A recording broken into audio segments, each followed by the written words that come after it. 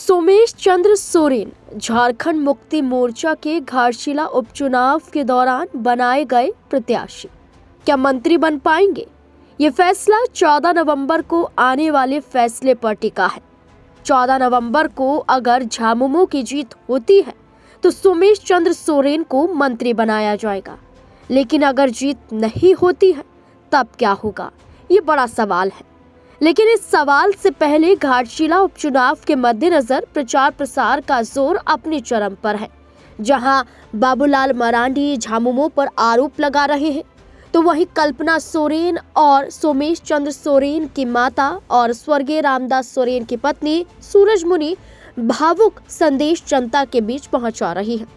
इस बीच झारखंड के मुख्यमंत्री हेमंत सोरेन भी घाटशिला में प्रचार प्रसार करने पहुंचे। मुसाबनी में हेमंत सोरेन ने एक बड़ा ऐलान किया।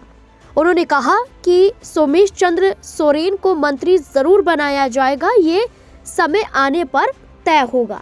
लेकिन ये जरूर दावा किया गया कि झारखंड की जनता और खास तौर पर घाटशिला की जनता बदलाव चाहती है। बदलाव विधानसभा चुनाव में देखा गया, तभी रामदास सोरेन को यहाँ से विधायक बनाया गया, शिक्षा मंत्री भी रहे। लेकिन उनके निधन के बाद ये सीट खाली हो जाती है और भारतीय जनता पार्टी पर प्रहार करते हुए हेमंत सोरेन ने कहा कि जिन चंपई सोरेन ने पाला बदल लिया और भारतीय जनता पार्टी में चले गए, उन पर क्या विश्वास करना। जब जनता ने 2024 के विधानसभा चुनाव में घाटशिला से बाबूलाल सोरेन को नहीं जिताया, तो अब उपचुनाव में क्या जनता जिताएगी? तमाम ऐलान हेमंत सोरेन के जरिए भरे मंच से किए गए, लेकिन अब देखना होगा कि 14 नवंबर को आने वाला परिणाम क्या बताता है। क्या चंपई सोरेन पर दोबारा भरोसा करना भारतीय जनता पार्टी का फैसला सही था, और क्या बाबूलाल सोरेन का राजनीति में आना, ये कदम उठाना और चंपई सोरेन के जरिए उन्हें आगे करना, क्या ये फैसला सही था?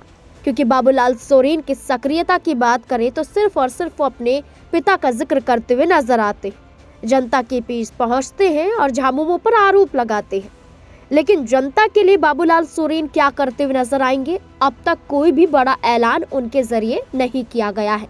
बल्कि सोमेश चंद्र सोरेन की चर्चा करें तो घाटशिला से वो ऐलान कर चुके हैं कि जनता की हर समस्याओं का निवारण होगा।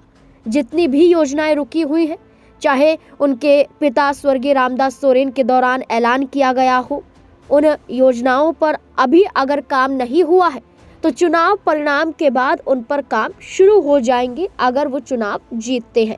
तो अब देखना होगा कि क्या होगा जनता का फैसला।